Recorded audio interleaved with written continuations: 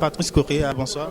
Bonsoir. Et vous venez de participer à un cas d'école, un panel organisé par le CORED. Le thème c'est per diem et aux frais de transport, corruption institutionnalisée dans la presse. Un point d'interrogation.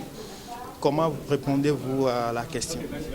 Oui, c'est vrai que c'est une question qui est très sensée, très pertinente. Mais je crois que c'est une question aussi qui interpelle toute la société, pas seulement la presse.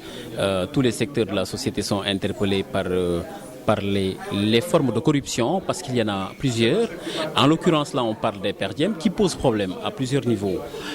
Moi, j'ai essayé de l'aborder sous l'angle du don, en me disant, mais quelle signification les acteurs donateurs ou donataires donnent-ils au don? C'est-à-dire, quelle signification ils donnent à ces phénomènes de per diem?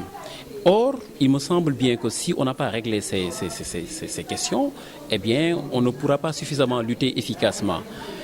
Et je pense que si on est d'accord sur le fait qu'un don, il est un geste que l'on fait à l'endroit d'une personne qui en a besoin et dans un contexte qui n'est pas professionnel, eh bien, ça mérite d'être fait. Mais quand on est dans un contexte qui est professionnel, où on est d'abord payé pour faire un travail et qu'on doit recevoir un per diem, quel que soit d'ailleurs l'acteur, le journaliste, l'enseignant, le médecin, je crois que c'est problématique. Or, il faut donc que nous soyons très clairs sur la nature du don, le contexte du don, le donateur du don et le donataire du don. Alors, il me semble que là, de ce point de vue-là, le journaliste n'a pas besoin, à mon avis, de recevoir de l'argent dans le cadre de l'exercice de sa profession pour couvrir un événement. L'enseignant-chercheur n'a pas besoin de recevoir de l'argent pour faire un travail qui est un travail d'enseignant-chercheur. Et je crois que le médecin non plus n'en a pas besoin. Et sociologiquement, comment expliquer le phénomène de la rue et Mais quand on dit sociologiquement, on dit du point de vue de la société comment ça se passe. Comment ça se passe du point de vue de la société? C'est que toutes les sociétés évoluent, bougent, changent. Et ce que nous constatons depuis un certain nombre d'années, ça ne date pas d'aujourd'hui, c'est qu'il y a une plus grande visibilité et voire une plus grande banalisation de ces phénomènes de per diem. Je crois qu'il y a des phénomènes endogènes qui l'expliquent, des phénomènes exogènes. Les phénomènes exogènes, c'est que nous avons beaucoup d'organisations qui nous viennent d'ailleurs et qui nous ont plus ou moins habitués à nous donner quelque chose une fois qu'on a participé à une réflexion ou une fois qu'on a couvert un événement. Ça, ce sont des facteurs externes. Pour ce qui concerne les facteurs internes, j'ai tendance à dire que tout dépend dans nos différentes communautés de la signification que nous donnons aux gestes, on va dire, de gratification. Certains pensent que dans nos sociétés, on a l'habitude de faire un geste à l'endroit d'une personne qui vient nous voir, d'une personne avec qui on a partagé un moment, d'une personne qui nous a rendu service, mais il faut aussi accepter que dans nos sociétés, on ne fait pas toujours la part des choses entre ce que j'appelle les espaces et les territoires spécifiques. L'espace de travail, l'espace du sport, l'espace des jeux, l'espace de la sociabilité, on va dire, spontanée, et les espaces de toutes sortes. Or, si on ne fait pas ces clarifications, il y a des espaces qui sont régis par des règles claires où un certain nombre de dons et contre-dons ne sont pas permis. C'est par exemple l'espace professionnel.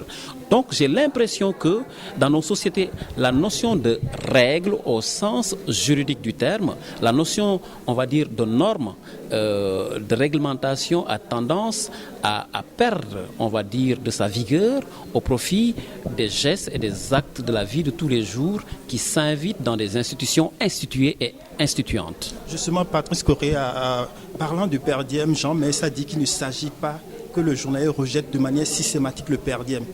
Il propose qu'on définisse dans quel cadre le journaliste peut percevoir le per diem. Est-ce que cela vous paraît pertinent? C'est très clair ce qu'il a dit, si je l'ai bien compris, et je pense l'avoir bien compris. Il s'agit d'un journaliste qui est consulté, on va dire, dans un contexte où on demande son expertise. Ça n'a rien à voir avec la couverture de l'information. En l'occurrence, on dénonce le fait de donner un per diem dans un contexte où ce n'est pas un expert qui est consulté, à qui on demande de produire une réflexion pointue sur un domaine afin de renforcer les capacités ou afin d'aider une organisation à voir plus clair dans ses choix et dans ses décisions. Là, il s'agit de ceux qui sont censés aller sur le terrain, faire le travail de tous les jours et qui sont censés être gratifiés par un per diem. Donc le phénomène du per diem pollue l'atmosphère professionnelle. Il n'est pas propre au secteur des médias, du journalisme. Est-ce que vous pouvez nous en parler dans le domaine de la recherche, de l'enseignement, comment il se manifeste? Mais partout dans la recherche, comme je disais tout à l'heure, dans le monde médical et partout ailleurs, il y a beaucoup d'activités que les acteurs sont censés faire et qui relèvent normalement de leur activité, de leurs compétences et qui sont malheureusement gratifiées d'une façon directe ou indirecte. Ce sont des per diem, c'est des frais de transport, c'est des frais de journée, je ne sais pas comment les qualifier, mais ce n'est pas ça qui manque autour de nous et dans nos environnements professionnels. Ce qu'il faut que nous clarifions, c'est quand on a un métier et qu'on l'exerce, dans le cadre de l'exercice de ce métier-là, est-ce qu'on a besoin, en plus du salaire, d'être rétribué autrement? Moi, je dis, repensons nos systèmes de gratification au sein de nos environnements professionnels et déjà, on pourra faire un pas dans l'assainissement de ces cadres professionnels. Les ONG, les organismes internationaux et d'autres structures qui organisent des événements ont besoin de visibilité. Parfois, comme l'a dit un des panélistes, ça n'a pas un intérêt éditorial, mais eux, pour motiver la couverture de l'événement, ils donnent des per diem. Qu'est-ce qu'on doit faire à l'endroit de ces acteurs-là? Ça fait partie du paradoxe de ces organisations qui prêchent la bonne gouvernance, la transparence et qui, heureusement ou malheureusement, par leur pratique, encouragent, institutionnalise, banalise ce que l'on peut considérer comme une corruption passive ou active parce qu'il s'agit des dédommagements, des frais de remboursement, des per diem et autres formes de gratification. C'est triste et dommage, mais moi je crois que quand on est une organisation qui a pour mission de promouvoir des valeurs humaines et humanistes, on n'a pas besoin de mettre de l'argent entre les mains des personnes qui sont aussi animées d'une volonté de changer le monde. C'est problématique.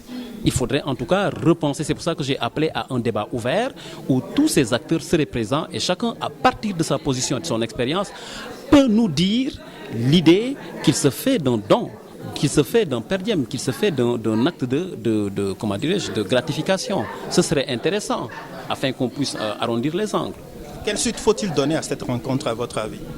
Continuer de tenir des ateliers, comme ils ont essayé de le faire, tous les participants, faire des propositions, aller vers, on va dire, une sensibilisation active, poser des actes, mais aussi recueillir des témoignages, mais surtout mettre en place des dispositifs contraignants, c'est-à-dire qu'en fin de compte, il faut criminaliser et faire en sorte que ceux qui se rendent coupables parce qu'ils sont corrupteurs ou parce qu'ils sont corrompus, ils puissent quand même savoir qu'il y a sur leur dos quelque chose quand même qui pèse. Et ça, ce serait important que les gens sachent que la corruption, c'est un mal, ça gangrène une société, ça la tue, tout simplement. Plus que rien, merci.